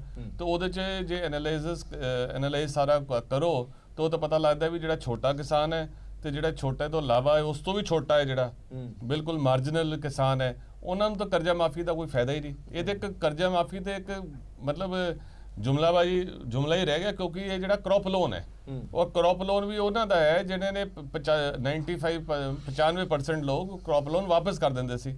ਥੋੜਾ ਜਿਹੇ ਜਿਹੜੇ ਲੋਕ ਨੇ ਜਿਨ੍ਹਾਂ ਦਾ ਕ੍ਰੌਪ ਲੋਨ ਦਾ ਹੈਗਾ ਉਹ ਮਾਫ ਹੋਣਾ ਹੈ। ਸੋ ਇਹ ਕਈ ਚੀਜ਼ਾਂ ਐ ਲੱਗਦੀਆਂ ਜਿਵੇਂ ਕਿ ਸਰਕਾਰ ਨੇ ਪਲੈਨਿੰਗ ਕਰਕੇ ਨਹੀਂ ਕੀਤਾ। ਹੁਣ ਇਹ ਪ੍ਰਭਜੋਤ ਸਰ ਨੇ ਬੜੇ ਅੱਛੇ ਪੁਆਇੰਟ ਰੇਸ ਕੀਤੇ ਨੇ। ਆਪਣਾ ਜਿਹੜੀ ਇੱਕ ਲਾਰਜਰ ਐਕੈਡੈਮਿਕ ਡਿਸਕਸ਼ਨ ਹੋਈ ਹੈ, ਮੈਨੂੰ ਲੱਗਦਾ ਬੜਾ ਵਧੀਆ ਕਈ ਪੁਆਇੰਟ ਰੇਸ ਹੋਏ ਨੇ। ਉਹ 'ਚ ਇਹ ਵੀ ਆ ਰਿਹਾ ਵੀ ਦੇਖੋ ਜੀ, ਤੁਸੀਂ ਪੋਲਿਟਿਕਸ ਇੱਕ ਪਾਸੇ ਹੈ, ਠੀਕ ਹੈ, ਤੁਸੀਂ ਪੋਲਿਟਿਕਸ ਨੂੰ ਛੱਡ ਕੇ ਕਿਹੜਾ ਕੀ ਰੋਡ ਮੈਪ, ਕੀ ਲੋਕਾਂ ਨੂੰ ਦੱਸ ਕੀ ਰਹੇ ਹੋ ਵੀ ਕੀ ਕਰਾਂਗੇ। ਤੁਸੀਂ ਦੱਸੋ ਵੀ ਇਹ ਸਰਕਾਰ ਨੇ ਸਕਿੱਲ ਡਿਵੈਲਪਮੈਂਟ ਬਾਰੇ ਕੀ ਕੀਤਾ ਹੈ। ਹੁਣੇ ਜਸਮੀਨ ਜੀ ਨੇ ਬੜੇ ਅੱਛੇ ਪੁਆਇੰਟ ਰੇਸ ਕੀਤੇ। ਉਹ ਕਹਿੰਦੇ ਵੀ ਆਪਣਾ ਜਿਹੜੇ ਆਪਣਾ ਬਾਹਰ ਤੇ ਜਾਂਦੇ ਜਿਹੜੇ ਖੇਤੀ ਨਾਲ ਸੈਲਫ ਇੰਪਲੋਇਮੈਂਟ ਕਰਨਾ ਚਾਹੁੰਦੇ ਨੇ, ਆਪਣਾ ਕੰਮ ਕਰਨਾ ਚਾਹੁੰਦੇ ਨੇ। ਹੁਣ ਪਿੱਛੇ ਯੂਨੀਅਨ ਫੂਡ ਪ੍ਰੋਸੈਸਿੰਗ ਮਿਨਿਸਟਰੀ ਨੇ ਇੰਨੀ ਵਧੀਆ ਸਕੀਮਾਂ ਕੱਢੀਆਂ। ਹੁਣ ਪੋਲਿਟਿਕਸ ਇਹੋ ਜਿਹੀ ਹੈ ਕਿ ਪੰਜਾਬ ਗਵਰਨਮੈਂਟ ਨੇ ਸਾਥ ਹੀ ਨਹੀਂ ਦਿੱਤਾ। ਉਹ ਤੇ ਇੰਨੀ ਵਧੀਆ ਸਕੀਮ ਹੈ ਵੀ ਤੁਸੀਂ ਜੇ ਆਪਣਾ ਜਸਮੀਨ ਜੀ ਜੇ ਕਿਸੇ ਆਪਣਾ ਬੱਚੇ ਨੇ ਮਿਲ ਕੇ ਚਾਹੇ ਆਪ ਆਪਣਾ ਸੈਲਫ ਗਰੁੱਪ ਕ੍ਰੀਏਟ ਕਰਨਾ ਹੈ, ਚਾਹੇ ਉਹਨੇ ਆਪਣਾ ਸ਼ਹਿਦ ਦਾ ਕੰਮ ਕਰਨਾ ਹੈ, ਕੋਈ ਮੱਕੀ ਦਾ ਕਰਨਾ ਹੈ, ਕੋਈ ਹੋਰ ਆਪਣਾ ਜਿੱਦਾਂ ਹੈਗੇ ਨੇ ਆਪਣਾ ਸਬਸਿਡੀ ਵੀ ਦਿੱਤੀ ਜਾਏਗੀ, ਸਬਸਿਡੀ ਮਿਲਦੀ ਹੈ। ਉਹ ਇੱਕ ਸੈਲਫ ਹੈਲਪ ਗਰੁੱਪ ਬਣਾ ਸਕਦਾ ਹੈ, ਉਹ ਵੱਡੇ ਕਿਸੇ ਪਾਰਕ ਦੇ ਵਿੱਚ ਸ਼ਾਮਿਲ ਹੋ ਸਕਦਾ ਹੈ, ਸਭ ਕੁਝ ਹੋ ਸਕਦਾ ਹੈ। ਪਰ ਪੰਜਾਬ ਗਵਰਨਮੈਂਟ ਨੇ ਸਾਥ ਹੀ ਨਹੀਂ ਦਿੱਤਾ। ਉਹ ਸਕੀਮ ਪੰਜਾਬ ਲੈ ਨਹੀਂ ਸਕਿਆ, ਪੰਜਾਬੀ ਲੈ ਨਹੀਂ ਸਕੇ। ਸੋ ਹੁਣ ਜਿੱਦਾਂ ਹੋਰ ਗੱਲਾਂ ਹੋ ਰਹੀਆਂ ਸੀ, ਪ੍ਰਭਜੋਤ ਸਰ ਨੇ ਦੱਸਿਆ ਵੀ ਆਪਣਾ ਨੌਕਰੀਆਂ ਬਾਰੇ, ਹੁਣ ਨਾ ਤੁਸੀਂ ਸਕਿੱਲ ਡਿਵੈਲਪਮੈਂਟ ਕੀਤੀ, ਹੁਣ ਨਾ ਤੁਸੀਂ ਨੌਕਰੀਆਂ ਹੁਣ ਵੀ ਨਹੀਂ ਦੇ ਰਹੇ। ਕਿਉਂਕਿ ਨੌਕਰੀਆਂ ਕਿੱਦਾਂ ਨਹੀਂ ਦੇ ਰਹੇ ਤੁਸੀਂ, ਪ੍ਰਭਜੋਤ ਸਰ ਨੇ ਬੜਾ ਅੱਛਾ ਪੁਆਇੰਟ ਰੇਸ ਕੀਤਾ ਵੀ ਹਰੇਕ ਨੂੰ ਸਰਕਾਰੀ ਨੌਕਰੀ ਨਹੀਂ ਦਿੱਤੀ ਜਾ ਸਕਦੀ। ਪਰ ਜੇ ਸਰਕਾਰੀ ਨੌਕਰੀ ਨਹੀਂ ਦਿੱਤੀ ਜਾ ਸਕਦੀ ਤੇ ਤੁਸੀਂ ਬਾਹਰੋਂ ਇਨਵੈਸਟਮੈਂਟ ਲੈ ਕੇ ਆਓ। ਇਲੈਕਸ਼ਨਾਂ ਤੋਂ ਪਹਿਲੇ ਸਾਨੂੰ ਦੱਸਿਆ ਗਿਆ ਸੀ ਵੀ ਹਰ ਮਹੀਨੇ ਪਤਾ ਨਹੀਂ ਕਿੰਨੀਆਂ ਕੰਪਨੀਆਂ, 50 ਕੰਪਨੀਆਂ ਆ ਜਾਣਗੀਆਂ। ਸਿਰਫ 2 ਵੱਡੀਆਂ ਕੰਪਨੀਆਂ ਪੰਜਾਬ 'ਚ ਆਈਆਂ। 9 ਮਹੀਨੇ 'ਚ ਸਿਰਫ 2 ਵੱਡੀਆਂ ਕੰਪਨੀਆਂ ਆਈਆਂ। ਇੱਕ ਸੋਨਾਲਿਕਾ 3000 ਕਰੋੜ ਉਹਨਾਂ ਨੇ ਇਨਵੈਸਟ ਕੀਤਾ ਹੈ, ਉਹਨਾਂ ਨੂੰ ਪ੍ਰਵਾਨਗੀ ਦਿੱਤੀ ਸੀ ਸਰਦਾਰ ਸੁਖਬੀਰ ਸਿੰਘ ਬਾਦਲ ਨੇ ਅਕਾਲੀ ਬੀਜੇਪੀ ਗਵਰਨਮੈਂਟ ਵੇਲੇ।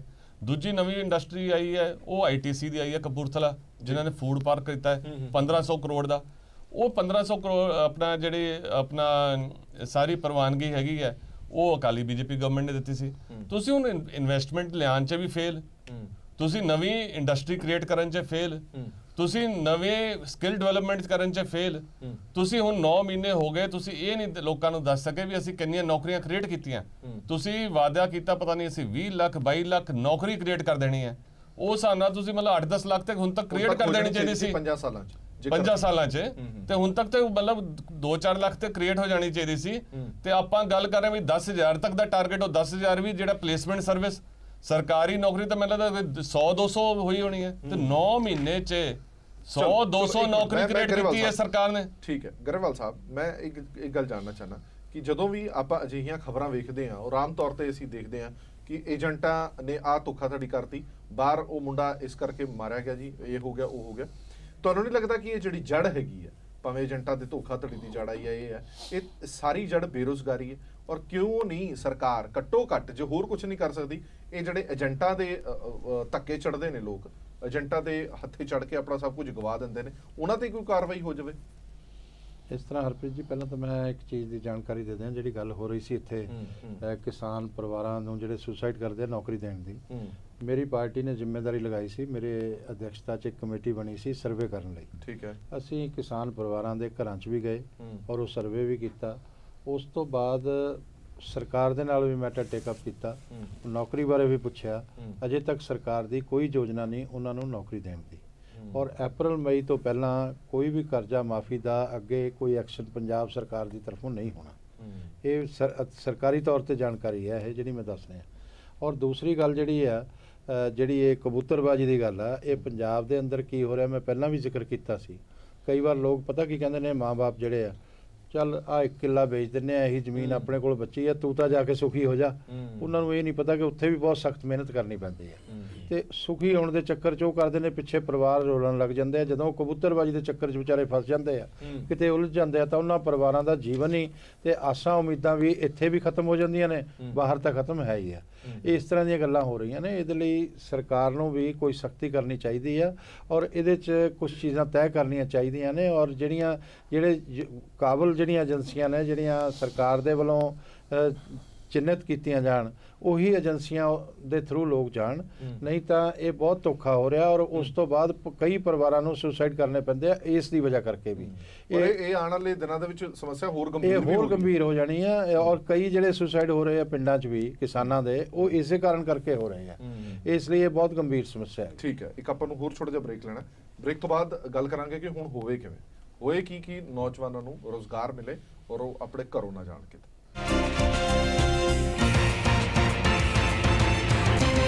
ਬ੍ਰੇਕ ਤੋਂ ਬਾਅਦ ਦਰਸ਼ਕਾਂ ਦਾ ਇੱਕ ਵਾਰ ਫਿਰ ਤੋਂ ਸਵਾਗਤ ਹੈ। ਸਾਡੀ ਵਿਚਾਰ ਚਰਚਾ ਜਾਰੀ ਹੈ। ਗਰੇਵਾਲ ਸਾਹਿਬ ਦੇ ਕੋਲ ਮੈਂ ਬਾਅਦ 'ਚ ਜਾਵਾਂਗਾ, ਪਹਿਲਾਂ ਮੈਂ ਪੱਠਲ ਸਾਹਿਬ ਤੋਂ ਪੁੱਛਦਾ। ਪੱਠਲ ਸਾਹਿਬ, ਹੁਣ ਗੱਲ ਇਹ ਹੈ ਕਿ ਹੁਣ ਤੁਹਾਡੇ ਕੋਲ ਤਕਰੀਬਨ 4 ਸਾਲ ਪਏ ਨੇ। 4 ਸਾਲਾਂ ਦੇ ਵਿੱਚ ਕੋਈ ਅਜਿਹੀ ਯੋਜਨਾ ਤੁਸੀਂ ਬਣਾਈ ਹੈ ਕਿ ਜਿਵੇਂ ਪ੍ਰਭਜੋਤ ਸਰ ਨੇ ਕਿਹਾ ਵੀ ਘੱਟੋ ਘੱਟ ਰੋਡ ਮੈਪ ਤਾਂ ਹੋਵੇ ਨਾ, ਵੀ ਤੁਸੀਂ ਇੱਥੇ ਜੌਬ ਕ੍ਰੀਏਟ ਕਰੋਗੇ, ਇਹ ਡਿਪਾਰਟਮੈਂਟ ਹੈ ਇੱਥੇ ਜੌਬ ਕ੍ਰੀਏਟ ਕਰੋਗੇ, ਬਾਹਰੋਂ ਇੰਡਸਟਰੀ ਜਿਹੜੀ ਆਏਗੀ ਇੱਥੇ ਕ੍ਰੀਏਟ ਹੋਏਗਾ। ਘੱਟੋ ਘੱਟ ਰੋਡ ਮੈਪ ਤਾਂ ਲੋਕਾਂ ਨੂੰ ਦਿਖੇ ਕਿ ਤੁਸੀਂ ਕਰ ਕੀ ਰਹੇ ਹੋ। ਜਿਹੜੀ ਬਾਹਰੋਂ ਇੰਡਸਟਰੀ ਆਉਣ ਲਈ ਜੀ ਕਾਫੀ ਕੋਸ਼ਿਸ਼ਾਂ ਹੋ ਰਹੀਆਂ ਨੇ। ਪਿੱਛੇ ਜੇ ਤੁਸੀਂ ਦੇਖਿਆ ਹੋਣਾ ਕੈਪਟਨ ਸਾਹਿਬ ਬੰਬੇ ਵੀ ਜਾ ਕੇ ਆਏ ਨੇ, ਅੰਬਾਨੀ ਜੀ ਨੂੰ ਵੀ ਮਿਲ ਕੇ ਆਏ ਨੇ। ਹੋਰ ਕਈ ਜਿਹੜੀਆਂ ਵੱਡੀਆਂ ਬਿਜ਼ਨਸ ਫਰਮਸ ਨੇ ਉਹਨਾਂ ਨੂੰ ਪੰਜਾਬ 'ਚ ਲੈ ਕੇ ਆਉਣ ਲਈ ਉਹਨਾਂ ਨੂੰ ਅਸੀਂ ਨਿਮੰਤਰਣ ਦਿੱਤਾ ਹੈ ਤੇ ਕੋਸ਼ਿਸ਼ ਕਰ ਰਹੇ ਹਾਂ ਕਿ ਉਹ ਇੱਥੇ ਆ ਜਾਣ ਤਾਂ ਕਿ ਜੌਬਸ ਵੀ ਕ੍ਰੀਏਟ ਹੋਣ ਪੰਜਾਬ ਦੇ ਵਿੱਚ, ਉਹਨਾਂ ਦੀ ਇਨਵੈਸਟਮੈਂਟ ਹੋਵੇ ਤੇ ਸਾਡੇ ਨੌਜਵਾਨ ਨੌਕਰੀਆਂ ਤੇ ਲੱਗਣ।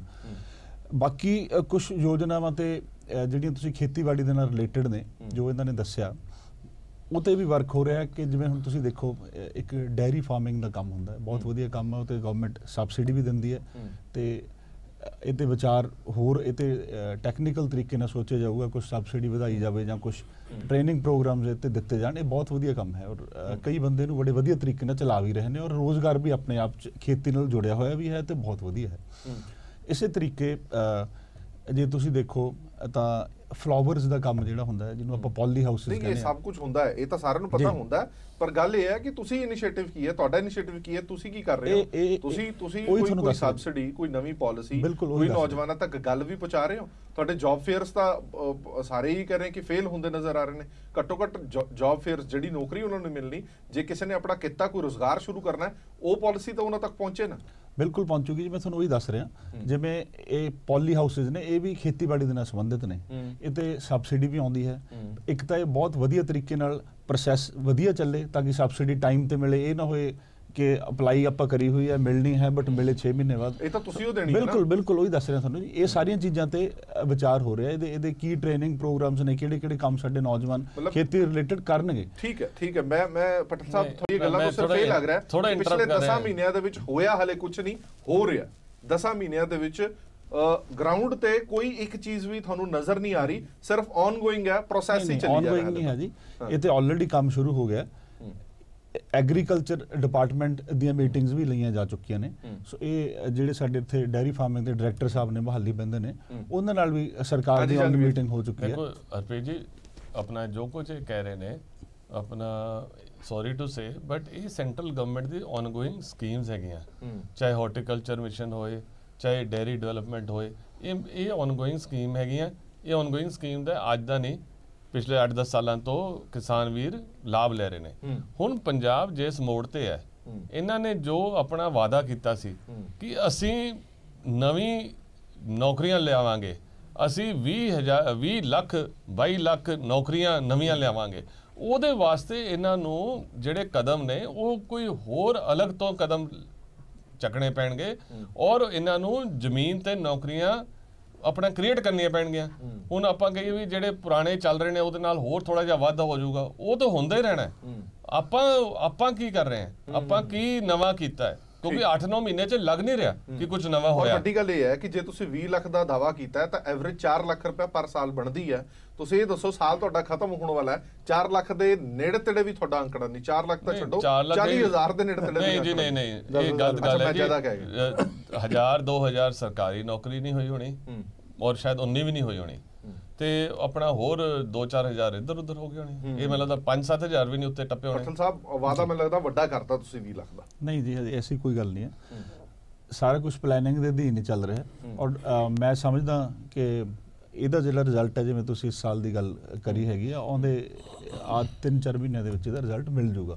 ਅੰਕੜੇ ਹਾਲੇ ਤੱਕ ਨਹੀਂ ਆਏ ਜਿਹੜੇ ਤੁਸੀਂ ਪੇਸ਼ ਕਰਨੇ ਸੀ। ਪ੍ਰਭਜੋਤ ਜੀ, ਜੇ ਮੈਂ ਗਲਤ ਨਹੀਂ ਹੈ ਤਾਂ ਦਾਵਾ ਕੀਤਾ ਗਿਆ ਸੀਗਾ ਕਿ ਜਲਦੀ ਹੀ ਅੰਕੜੇ ਪੇਸ਼ ਕੀਤੇ ਜਾਣਗੇ ਕਿ ਇਹ ਜੌਬ ਫੇਅਰਸ ਦੇ ਵਿੱਚ ਕਿੰਨੇ ਵਿਦਿਆਰਥੀਆਂ ਨੂੰ ਨੌਕਰੀਆਂ ਮਿਲੀਆਂ ਨੇ। ਦਾਵਾ ਉਦੋਂ 20,000 ਤੋਂ ਵੀ ਵਾਧਾ ਹੋ ਗਿਆ ਸੀ। ਦੇਖੋ ਨਹੀਂ, ਉਸ ਵੇਲੇ ਦੋ ਗੱਲਾਂ ਕਹੀਆਂ ਗਈਆਂ ਸੀ। ਇੱਕ ਤਾਂ ਇਹ ਸੀ ਕਿ ਜਿਨ੍ਹਾਂ ਨੂੰ ਜੌਬ ਜਿਹੜੀ 11,000 10,000 15,000 ਵਾਲੀ ਉਹ ਤਾਂ ਹੈਗੀਆਂ ਨੇ, ਪਰ ਇਹ ਵੀ ਕਿਹਾ ਗਿਆ ਸੀ ਕਿ ਕੁਝ ਲੋਕਾਂ ਨੂੰ ਈਵਨ 1 ਕਰੋੜ ਰੁਪਏ ਤੱਕ ਦੀ ਐਨੂਅਲ ਜਿਹੜੀ ਸੈਲਰੀ ਪ੍ਰੋਮਿਸ ਕੀਤੀ ਗਈ ਹੈ। ਲੇਕਿਨ ਉਹ ਕੰਪਨੀਆਂ ਹੁਣ ਇੱਥੋਂ ਲੈ ਗਈਆਂ ਨੇ ਤੇ ਉਹ ਜਾ ਕੇ ਵਾਪਸ ਜਿਹੜੀ ਮਲਟੀਨੈਸ਼ਨਲ ਕੰਪਨੀ ਨੇ ਵਾਪਸ ਕਮਿਊਨੀਕੇਟ ਕਰਨੀ ਹੈ ਕਿ ਅਸੀਂ ਆ ਬੰਦੇ ਨੇ ਰੱਖ ਲਏ। ਉਸ ਤੋਂ ਬਾਅਦ ਉਸ ਇਸ਼ੂ ਤੇ ਕੋਈ ਗੱਲ ਨਹੀਂ ਹੋਈ।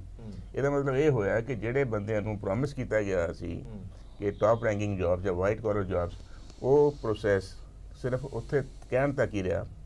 ਉਸ ਤੋਂ ਬਾਅਦ ਉਹਦੇ ਤੇ ਕੋਈ ਅਮਲ ਨਹੀਂ ਹੋਇਆ ਤੇ ਕਿਸੇ ਨੂੰ ਮੇਰੇ ਨੋਟਿਸ ਤਾਂ ਨਹੀਂ ਆਇਆ, ਨਾ ਮੈਂ ਕਿਸੇ ਅਖਬਾਰ 'ਚ ਪੜ੍ਹਿਆ, ਨਾ ਮੈਂ ਕਿਤੇ ਮੀਡੀਆ 'ਤੇ ਸੁਣਿਆ ਕਿ ਪੰਜਾਬ ਦੇ ਇੰਨੇ ਨੌਜਵਾਨਾਂ ਨੂੰ ਇੰਨੀ ਚੰਗੀ ਪਲੇਸਮੈਂਟ ਹੋਈ ਹੈ ਜਾਂ ਇੰਨਾ ਚੰਗੇ ਜੌਬ ਮਿਲੇ ਨੇ।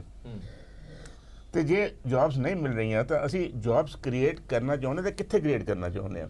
ਜੇ ਅਸੀਂ ਕਿਹਾ ਕਿ ਤੁਸੀਂ ਤਾਂ 20 ਲੱਖ ਦੀ ਗੱਲ ਕਰਦੇ, ਮੇਰਾ ਖਿਆਲ ਤਾਂ ਅਸੀਂ ਕਿਹਾ ਕਿ ਜਿਹੜਾ ਕਿਹਾ ਗਿਆ ਸੀ ਉਹ 50 ਲੱਖ ਜੌਬ ਦੀ ਗੱਲ ਸੀ। 50 ਲੱਖ ਘਰ ਆ ਪੰਜਾਬ ਵਿੱਚ, ਹਰ ਘਰ 'ਚ ਇੱਕ ਜੌਬ ਮਿਲੇਗੀ ਤੇ 50 ਲੱਖ ਜੌਬ ਤਾਂ ਫਿਰ ਬਹੁਤ ਵੱਡਾ ਇੱਕ ਮੈਨੂੰ ਲੱਗਦਾ ਕਿ ਨੀਅਰ ਇੰਪੋਸੀਬਲ ਟਾਰਗੇਟ ਆ। ਚਲੋ ਤੁਸੀਂ 50 ਲੱਖ ਨਾ ਵੀ ਕਰੋ, ਜਿਹੜਾ 10% ਵੀ ਤੁਸੀਂ ਲੈ ਕੇ ਆਓ 5 ਸਾਲਾਂ 'ਚ 5 ਲੱਖ ਜੌਬ ਵੀ ਦਿਓ ਤਾਂ ਕਮ ਸੇ ਕਮ ਪੰਜਾਬ ਨੂੰ ਕੁਝ ਉਮੀਦ ਤਾਂ ਹੋਏਗੀ ਲੋਕਾਂ ਨੂੰ ਕਿ ਸਾਡੇ ਲਈ ਕੁਝ ਕ੍ਰੀਏਟ ਹੋ ਰਿਹਾ ਔਰ ਇਹ ਕ੍ਰੀਏਟ ਹੋ ਸਕਦੀਆਂ ਨੇ ਜੌਬਸ। ਇਹ ਨਹੀਂ ਕਿ ਇਹ ਕੋਈ ਅਸੰਭਵ ਕੰਮ ਹੈ, ਲੇਕਿਨ ਸਰਕਾਰ ਨੂੰ ਫੁੱਲ ਫਲੈਜ ਤਵੱਜੋ ਦੇਣੀ ਪਵੇਗੀ। ਬਹੁਤ ਸਾਰੇ ਏਰੀਆਜ਼ ਨੇ ਜਿਹਦੇ ਵਿੱਚ ਬਹੁਤ ਜ਼ਿਆਦਾ, ਜਿਵੇਂ ਪਹਿਲਾਂ ਕਿਹਾ ਕਿ ਸਰਵਿਸ ਇੰਡਸਟਰੀ ਆ। ਫੋਰ ਐਗਜ਼ਾਮਪਲ ਹੁਣ ਪੰਜਾਬ ਇੱਕ ਬਹੁਤ ਵੱਡਾ ਐਵੀਏਸ਼ਨ ਦਾ ਹੱਬ ਬਣਦਾ ਜਾ ਰਿਹਾ। ਐਵੀਏਸ਼ਨ ਦਾ ਇੱਕ ਏਰੀਆ ਜਿਹਦੇ ਵਿੱਚ ਸਾਰੀਆਂ 에ਅਰਲਾਈਨਸ, ਹੁਣ ਅੰਮ੍ਰਿਤਸਰ ਵੀ ਤੁਹਾਡੀ ਫਲਾਈਟਾਂ ਹੈਗੀਆਂ ਨੇ, ਚੰਡੀਗੜ੍ਹ ਤੋਂ ਵੀ ਫਲਾਈਟਾਂ ਹੈਗੀਆਂ ਨੇ, ਪਠਾਨਕੋਟ ਦਾ ਵੀ 에ਅਰਪੋਰਟ ਸ਼ੁਰੂ ਹੋ ਗਿਆ। ਸੋ ਹਰੇਕ ਕੰਪਨੀ ਨੂੰ ਜਿਨ੍ਹਾਂ ਦੇ ਜਹਾਜ਼ ਆਉਣੇ ਨੇ ਜਾਣੇ ਨੇ, ਉਹਨਾਂ ਨੂੰ ਗਰਾਊਂਡ ਸਰਵਿਸਿਜ਼ ਲਈ ਬੰਦੇ ਵੀ ਚਾਹੀਦੇ ਨੇ, ਉਹਨਾਂ ਨੂੰ ਕ੍ਰਿਊ ਮੈਂਬਰ ਵੀ ਚਾਹੀਦੇ ਨੇ, ਉਹਨਾਂ ਨੂੰ ਹੋਸਟਸ ਵੀ ਚਾਹੀਦੇ ਨੇ। ਸਿਮਿਲਰਲੀ ਅਸੀਂ ਕਹਿੰਦੇ ਸੀ ਹੈਲਥ ਔਰ ਐਜੂਕੇਸ਼ਨ। ਹੈਲਥ ਵਿੱਚ ਪੰਜਾਬ ਇੱਕ ਡੈਸਟੀਨੇਸ਼ਨ ਬਣ ਸਕਦਾ, ਪਰ ਜੇ ਸਰਕਾਰ ਤਵੱਜੋ ਦੇਗੀ ਤੇ ਉਹਦੇ ਵਿੱਚ ਬਹੁਤ ਜ਼ਿਆਦਾ ਜੌਬਸ ਕ੍ਰੀਏਟ ਹੋ ਸਕਦੀਆਂ ਨੇ। ਸਿਮਿਲਰਲੀ ਅਸੀਂ ਐਜੂਕੇਸ਼ਨ ਲਈ ਲੋਕਾਂ ਨੂੰ ਬਾਹਰ ਭੇਜ ਰਹੇ ਹਾਂ ਔਰ ਅਸੀਂ ਇਨਫਰਾਸਟ੍ਰਕਚਰ ਬਹੁਤ ਕ੍ਰੀਏਟ ਕੀਤਾ ਪ੍ਰਾਈਵੇਟ ਸੈਕਟਰ ਵਿੱਚ ਵੀ ਤੇ ਦੂਜਾ ਵੀ, ਲੇਕਿਨ ਅਸੀਂ ਆਪਣੀ ਐਜੂਕੇਸ਼ਨ ਨੂੰ ਮਾਰਕੀਟ ਨਹੀਂ ਕਰ ਰਹੇ। ਇਸ ਕਰਕੇ ਸਾਡੇ ਹੁਣ ਬਹੁਤ ਸਾਰੇ ਤੁਸੀਂ ਵੱਡੀਆਂ ਇੰਸਟੀਟਿਊਸ਼ਨ ਜਾਓ ਤੇ 60% 70% ਸਿਰਫ ਕੁੜੀਆਂ ਹੀ ਪੜ੍ਹਦੀਆਂ ਨੇ ਇੱਥੇ, ਮੁੰਡੇ ਸਾਡੇ ਜਾਂਦੇ ਹੀ ਨਹੀਂ, ਮੁੰਡੇ ਸਾਡੇ ਬਾਹਰ ਜਾ ਰਹੇ ਨੇ। ਅਸੀਂ ਇੱਕ ਤਾਂ ਬਾਹਰਲੇ ਜਾਣ ਤੋਂ ਮੁੰਡੇ ਰੋਕ ਸਕਦੇ ਹਾਂ, ਕਿਉਂਕਿ ਜੇ ਉਹਨਾਂ ਨੂੰ ਅਸੀਂ ਗੇਨਫੁਲੀ ਇੰਪਲੋਏ ਕਰਾਂਗੇ ਤੇ ਉਹ ਰੁਕਣਗੇ ਇੱਥੇ। ਸੋ ਉਹ ਸਾਨੂੰ ਇਹ ਇੱਕ ਟੋਟਲ ਓਵਰਆਲ ਇੱਕ ਪਾਲਿਸੀ ਲਿਆਉਣੀ ਪਏਗੀ ਤਾਂ ਜੋ ਅਸੀਂ ਆਪਣੇ ਯੂਥ ਨੂੰ ਪ੍ਰੋਮਿਸ ਕਰ ਸਕੀਏ ਕਿ ਜਿੰਨੀ ਤੁਹਾਡੀ ਕੁਆਲੀਫਿਕੇਸ਼ਨ ਹੈ ਉਹਦੇ ਹਿਸਾਬ ਨਾਲ ਤੁਹਾਨੂੰ ਕੰਪਨਸੇਟਰੀ ਦੀ ਤੁਹਾਨੂੰ ਜੌਬਸ ਮਿਲਣਗੀਆਂ। ਉਹਦੇ ਹਿਸਾਬ ਨਾਲ ਤੁਹਾਡੇ ਅਕੋਰਡਿੰਗ ਟੂ ਯੋਰ ਕੁਆਲੀਫਿਕੇਸ਼ਨ ਤੁਹਾਨੂੰ ਕੁਝ ਨਾ ਕੁਝ ਪਲੇਸਮੈਂਟ ਮਿਲੇਗੀ। ਠੀਕ, ਤਾਂ ਸਰਕਾਰ ਨੂੰ ਸੋਚਣਾ ਪਵੇਗਾ ਇਹਦੇ ਬਾਰੇ। ਬਿਲਕੁਲ ਗਰੇਵਾਲ ਸਾਹਿਬ, ਮੈਂ ਫਿਰ ਦੁਬਾਰਾ ਉਸੇ ਗੱਲ ਤੇ ਆਣਾ ਕਿ ਚਲੋ ਬਾਕੀ ਨੌਜਵਾਨਾਂ ਨੂੰ ਜਿਹੜੀ ਜੌਬ ਦੇ ਵਾਅਦਾ ਕੀਤਾ ਉਹ ਵੱਖਰੀ ਗੱਲ ਹੈ, ਪਰ ਦੋ ਪ੍ਰਾਇੋਰਟੀਜ਼ ਜਿਹੜੀਆਂ ਸਰਕਾਰ ਨੇ ਕਹੀਆਂ ਸੀ ਕਿ ਇੱਕ ਤਾਂ ਜੇ ਕੋਈ ਸੁਸਾਈਡ ਕਰ ਜਾਂਦਾ ਉਹਦੇ ਘਰ ਦੇ ਵਿੱਚ ਸਰਕਾਰੀ ਨੌਕਰੀ, ਤੇ ਦੂਜਾ ਸਰਹੱਦ ਤੇ ਜੇ ਕੋਈ ਸ਼ਹੀਦ ਹੋ ਜਾਂਦਾ ਤਾਂ ਉਹਦੇ ਪਰਿਵਾਰ ਦੇ ਵਿੱਚ ਨੌਕਰੀ। ਹਾਲੇ ਤੱਕ 10 ਮਹੀਨਿਆਂ ਦੇ ਵਿੱਚ ਨਾ ਤਾਂ ਕਿਸੇ ਸੁਸਾਈਡ ਕਰਨ ਵਾਲੇ ਪਰਿਵਾਰ ਨੂੰ ਕੋਈ ਨੌਕਰੀ ਮਿਲੀ ਹੈ। ਸਰਹੱਦਾਂ ਤੇ ਸਾਡੇ ਜਵਾਨ ਕਿੰਨੇ ਹੀ ਸ਼ਹੀਦ ਹੋਏ ਨੇ, ਆ 3 ਹੁਣ ਹੋਏ ਨੇ, ਉਹਨਾਂ ਦੇ ਵਿੱਚੋਂ ਵੀ ਕਿਸੇ ਪਰਿਵਾਰ ਨੂੰ ਨੌਕਰੀ ਨਹੀਂ। ਉਹਨਾਂ ਲਈ ਅਨਾਉਂਸਮੈਂਟ ਤਾਂ ਹੋਈ ਹੈ ਜੇ ਨੌਕਰੀ ਮਿਲੀ ਨਹੀਂ ਹੈ, ਔਰ ਉਹ ਤਾਂ ਸਭ ਤੋਂ ਵੱਧ ਜ਼ਰੂਰੀ ਆ ਉਹਨਾਂ ਨੂੰ ਨੌਕਰੀ ਦੇਣਾ। ਔਰ ਮੈਂ ਇਹ ਸਮਝਦਾ ਕਿ ਸਰਕਾਰ ਨੂੰ ਇਹਦੇ 'ਤੇ ਸਿੱਧਾ ਰੋਡ ਮੈਪ ਦੇਣਾ ਚਾਹੀਦਾ ਕਿ ਅਸੀਂ ਇਸ ਤਰ੍ਹਾਂ ਕਰਾਂਗੇ, ਇੱਦਾਂ ਨੌਕਰੀਆਂ ਮਿਲਣਗੀਆਂ, ਨਹੀਂ ਤਾਂ ਨੌਜਵਾਨ ਹੋਰ ਨਿਰਾਸ਼ ਹੁੰਦੇ ਜਾਂਦੇ ਆ। ਹੈਂਡਸ ਸਾਡੇ ਕੋਲ ਬਹੁਤ ਜ਼ਿਆਦਾ ਨੇ, ਐਨਰਜੀ ਵੀ ਹੈਗੀ ਆ, ਸਭ ਕੁਝ ਹੈ, ਉਸ ਤਰਫ ਧਿਆਨ ਨਹੀਂ ਦਿੱਤਾ ਜਾ ਰਿਹਾ। ਔਰ ਪਿੰਡਾਂ ਦੇ ਅੰਦਰ ਰॉ ਮਟੀਰੀਅਲ ਵੀ ਹੈ ਔਰ ਟੈਕਨੀਕਲ ਹੈਂਡਸ ਸਰਕਾਰ ਉਹਨਾਂ ਨੂੰ ਟ੍ਰੇਨ ਕਰ ਸਕਦੀ ਹੈ। ਉਹਨਾਂ ਨੂੰ ਸਵੈ ਰੁਜ਼ਗਾਰ ਦੀ ਤਰਫ ਵੀ ਵਧਾਉਣਾ ਪਏਗਾ ਔਰ ਛੋਟੇ ਰੁਜ਼ਗਾਰ ਉਹਨਾਂ ਨੂੰ ਲਗਵਾ ਕੇ ਦਿੱਤੇ ਜਾਣ ਤਾਂ ਮੇਰਾ ਖਿਆਲ ਹੈ ਕਾਫੀ ਸਕਸੈਸਫੁਲ ਹੋ ਸਕਦੇ। ਪਰ ਉਸ ਤਰਫ ਅਜੇ ਕਿਸੇ ਨੇ ਸੋਚਿਆ ਹੀ ਨਹੀਂ। ਔਰ ਉਹ ਸੈਂਟਰਲ ਗਵਰਨਮੈਂਟ ਦੀਆਂ ਸਕੀਮਾਂ ਵੀ ਹੈਗੀਆਂ ਨੇ, ਉਹਨਾਂ ਨੂੰ ਮਗਰ ਜਿੰਨੀਆਂ ਵੀ ਸਕੀਮਾਂ ਹੁੰਦੀਆਂ ਨੇ ਉਹਨਾਂ ਨੂੰ ਸਟੇਟ ਗਵਰਨਮੈਂਟ ਨੇ ਇੰਪਲੀਮੈਂਟ ਕਰਨਾ ਹੁੰਦਾ, ਉਹ ਇੰਪਲੀਮੈਂਟ ਪੂਰੀ ਤਰ੍ਹਾਂ ਹੋ ਨਹੀਂ ਪਾ ਰਹੀਆਂ ਤੇ ਉਹਦੇ ਲਈ ਰਚਨਾ ਯੋਜਨਾ ਇਹਨਾਂ ਨੂੰ ਕਰਨੀ ਪੈਣੀ ਹੈ। ਜੇ ਨਹੀਂ ਕਰਨਗੇ ਤਾਂ ਇਹ ਅੱਗੇ ਜਾ ਕੇ ਮੁਸ਼ਕਲ ਹੋ ਜਾਏਗੀ ਸਾਡੇ ਲਈ। ਜੰਗਵੀਰ ਜੀ, ਮੈਂ ਥੋੜੀ ਜਿਹੀ ਡਿਬੇਟ ਹੋਰ ਪਾਸੇ ਲੈ ਕੇ ਜਾ ਰਿਹਾ ਕਿ ਪੰਜਾਬ ਦੇ ਵਿੱਚ ਜਿੰਨੇ ਗੈਂਗਸਟਰ ਵਧੇ ਨੇ ਔਰ ਜਦੋਂ ਵੀ ਗੱਲਾਂ ਨਿਕਲ ਕੇ ਆਉਂਦੀਆਂ ਨੇ ਇਹੀ ਨਿਕਲ ਕੇ ਆਉਂਦੀ ਹੈ ਕਿ ਇਹਦਾ ਸੰਬੰਧ ਵੀ ਬੇਰੁਜ਼ਗਾਰੀ ਦੇ ਨਾਲ ਜੁੜਦਾ ਹੋਇਆ। ਜਿਹੜਾ ਬੇਰੁਜ਼ਗਾਰ ਆ, ਜਿਹੜਾ ਜਿਸ ਨੂੰ ਨੌਕਰੀ ਨਹੀਂ ਮਿਲੀ, ਵੈਲ ਕੁਆਲੀਫਾਈਡ ਬੰਦੇ ਨੇ, ਉਹ ਫਿਰ ਦੂਜੇ ਰਾਹ ਤੇ ਤੁਰ ਪੈਂਦੇ। ਇਹ ਗੱਲ ਸਹੀ ਹੈ? ਨਹੀਂ, ਇਹ ਬਿਲਕੁਲ ਵਾਜਿਬ ਗੱਲ ਹੈ ਕਿ ਆਪਣਾ ਨਿਰਾਸ਼ ਜਿਹੜਾ ਆਪਣਾ ਦੋ ਚੀਜ਼ਾਂ ਵੱਲ ਲੈ ਕੇ ਜਾਏਗੀ, ਤੁਹਾਨੂੰ ਨਸ਼ੇ ਵੱਲ ਜਾਂ ਤੁਹਾਨੂੰ ਯੂਥ। ਪਹਿਲੀ ਗੱਲ ਤੇ ਨਿਰਾਸ਼ ਹੋਇਆ, ਨਿਰਾਸ਼ ਹੋ ਕੇ ਡਿਮੋਰਲਾਈਜ਼ ਬਿਲਕੁਲ ਹੋ ਜਾਂਦਾ ਹੈ, ਫਰਸਟ੍ਰੇਟ ਹੋ ਜਾਂਦਾ ਹੈ। ਉਹਦੇ ਬਾਅਦ ਉਹਨੂੰ ਆਪਣਾ ਜਾਂ ਤਾਂ ਉਹ ਆਪਣਾ ਕੋਈ ਆਪਣਾ ਪੈਸੇ ਉਹਨੂੰ ਚਾਹੀਦੇ ਨੇ, ਲਾਈਫ ਸਟਾਈਲ ਹਰੇਕ ਨੇ ਆਪਣੀ ਵਧਾ ਲਈ ਹੈ, ਤਾਂ ਉਹਨੂੰ ਫਿਰ ਲੱਗਦਾ ਹੈ ਵੀ ਜਾਂ ਤਾਂ ਉਹ ਗਲਤ ਰਸਤੇ ਕਿਤੇ ਨਾ ਕਿਤੇ ਪੈ ਵੀ ਸਕਦਾ ਹੈ ਔਰ ਪੈ ਵੀ ਜਾਂਦੇ ਨੇ। ਔਰ ਕਈ ਤੁਸੀਂ ਦੇਖੋ ਜਿਹੜੀ ਇੱਕ ਗੱਲ ਬੜੀ ਚੱਲੀ ਹੋਈ ਹੈ ਸਨੈਚਿੰਗਸ ਦੀ, ਤੁਸੀਂ ਦੇਖੋ ਵੀ ਹਰ ਸ਼ਹਿਰ 'ਚ, ਔਰ ਇਹ ਬਹੁਤ ਜ਼ਿਆਦਾ ਵੱਧ ਗਈਆਂ, ਇਹਨਾਂ ਤੇ ਤਵੱਜੋ ਵੀ ਨਹੀਂ ਸਰਕਾਰ ਦੇ ਰਹੀ। ਹਰ ਸ਼ਹਿਰ 'ਚ ਆਪਣਾ ਛੋਟੀ ਮੋਟੀ ਸਨੈਚਿੰਗ ਬੜੀਆਂ ਚੱਲ ਰਹੀਆਂ। ਕਿਸੇ ਦੀ ਵਾਲੀ ਖਿੱਚ ਕੇ ਕੋਈ ਲੈ ਜਾਂਦਾ, ਕਿਸੇ ਦੀ ਕੋਈ ਚੇਨ ਖਿੱਚ ਕੇ ਲੈ ਜਾਂਦਾ। ਉਹ ਕੀ ਕਰਦੇ ਨੇ, ਉਹ ਆਪਣਾ ਜਾਂ ਤੇ ਕੋਈ ਆਪਣਾ ਡਰੱਗ ਐਡਿਕਟ ਹੁੰਦੇ ਨੇ ਜਾਂ ਉਹਨਾਂ ਨੂੰ ਆਪਣਾ ਕੋਈ ਰਸਤਾ ਨਹੀਂ ਹੁੰਦਾ, ਖਰਚਾ ਪਾਣੀ ਨਹੀਂ ਪੂਰਾ ਹੁੰਦਾ, ਤਾਂ ਇਹੋ ਜਿਹੇ ਕੰਮ ਕਰਨ ਲੱਗ ਜਾਂਦੇ ਨੇ। ਤਾਂ ਇਹ ਵੀ ਇੱਕ ਸੁਸਾਇਟੀ 'ਚ ਬਹੁਤ ਵੱਡਾ ਇੱਕ ਸੋਸ਼ਲ ਪ੍ਰੋਬਲਮ ਬਣ ਗਈ ਹੈ। ਤੇ ਜਿੱਥੇ ਸਾਨੂੰ ਦੇਖੋ ਕਾਨੂੰਨ ਦੀ ਵਿਵਸਥਾ ਵੀ ਚਾਹੀਦੀ ਹੈ ਵੀ ਇਹ ਰੋਕੇ ਜਾਏ, ਨਾਲ ਦੇ ਨਾਲ ਉਹ ਹੀ ਜਿਹੜੇ ਯੂਥ ਨੇ ਉਹਨਾਂ ਨੂੰ ਆਪਾਂ ਇੱਕ ਕੁਝ ਦਿਖਾਈਏ ਵੀ ਕਿ ਜੇ ਤੁਸੀਂ ਆਪਣਾ ਇਹ ਕਰੋਗੇ ਤਾਂ ਤੁਹਾਨੂੰ ਇਹ ਮਿਲੂਗਾ। ਕਿਉਂਕਿ ਸਕਿੱਲ ਡਿਵੈਲਪਮੈਂਟ ਜਿਹੜਾ ਇਨੀਸ਼ੀਏਟਿਵ ਸੀਗਾ ਉਹ ਬਹੁਤ ਵਧੀਆ ਇਨੀਸ਼ੀਏਟਿਵ ਸੀਗਾ। ਹੁਣ ਕੀ ਹੈ ਕਿ ਉਹ ਜਿਹੜਾ ਸਕਿੱਲ ਡਿਵੈਲਪਮੈਂਟ ਇਨੀਸ਼ੀਏਟਿਵ ਸੀਗਾ ਉਹਨੂੰ ਤੁਸੀਂ ਕੰਪਨੀਆਂ ਨਾਲ ਜੋੜਨਾ ਹੈ। ਉਹ ਬੱਚਿਆਂ ਨੂੰ ਕੰਪਨੀਆਂ ਨਾਲ ਜੋੜੋ, ਇੱਕ ਸਿਸਟਮ ਕਰੋ ਕਿ ਪੰਜਾਬ 'ਚ ਜਿਹੜੀ ਕੰਪਨੀਆਂ ਹੈਗੀਆਂ ਜਿਨ੍ਹਾਂ ਨੇ ਸਕਿੱਲ ਡਿਵੈਲਪਮੈਂਟ ਕੋਰਸ ਕੀਤੇ ਨੇ ਉਹ ਬੱਚਿਆਂ ਨੂੰ ਉਹ ਕੰਪਨੀਆਂ ਲੈਣ, ਕਿਉਂਕਿ ਉਹ ਕੋਰਸ ਹੀ ਤੁਸੀਂ ਉਸ ਹਿਸਾਬ ਨਾਲ ਕਰਾਏ ਨੇ ਕਿ ਉਹ ਕੰਪਨੀਆਂ ਦੇ ਹਿਸਾਬ ਨਾਲ ਕੋਰਸ ਕਰਾਏ ਨੇ। ਤੇ ਹੁਣ ਕੰਪਨੀਆਂ ਨੂੰ ਵੀ ਕਹੋ ਵੀ ਤੁਸੀਂ ਵੀ ਸਾਥ ਦਿਓ, ਕਿਉਂਕਿ ਇਹ ਸੋਸ਼ਲ ਇਸ਼ੂ ਹੈ। ਇਹ ਇਸ਼ੂ ਬੜਾ ਸੀਗਾ ਕਿ ਸਰਕਾਰ ਨੇ ਕੰਪਨੀਆਂ ਲੈ ਆਂਦੀਆਂ ਔਰ ਜਿਵੇਂ ਜੰਗਵੀਰ ਜੀ ਨੇ ਸ਼ੁਰੂਆਤ ਦੇ ਵਿੱਚ ਕਿਹਾ ਸੀ ਕਿ ਕੰਪਨੀ ਹੈਂਡਲ ਕਰੇ ਵੀ ਕਿੰਨੀ ਤਨਖਾਹ ਦੇਣੀ ਹੈ, ਕਿੰਨੇ ਘੰਟੇ ਕੰਮ ਕਰਾਉਣਾ, ਛੁੱਟੀ ਦੇਣੀ ਹੈ ਨਹੀਂ ਦੇਣੀ। ਘੱਟੋ ਘੱਟ ਜਿਨ੍ਹਾਂ ਕੰਪਨੀਆਂ ਨੂੰ ਤੁਸੀਂ ਬੁਲਾ ਰਹੇ ਹੋ ਜਾਂ ਜਿਨ੍ਹਾਂ ਕੰਪਨੀਆਂ ਕਰਕੇ ਤੁਸੀਂ ਸਕਿੱਲ ਡਿਵੈਲਪਮੈਂਟ ਕਰਾਈਏ ਬੱਚਿਆਂ ਦੀ, ਉਹਨਾਂ ਤੇ ਚੈੱਕ ਹੋਣਾ ਤਾਂ ਬੜਾ ਜ਼ਰੂਰੀ ਹੈ। ਉਹਨਾਂ ਤੇ ਕੁਝ ਰੋਕ ਟੋਕ ਤਾਂ ਹੋਵੇ ਨਾ ਕਿਸੇ ਤਰ੍ਹਾਂ ਦੀ।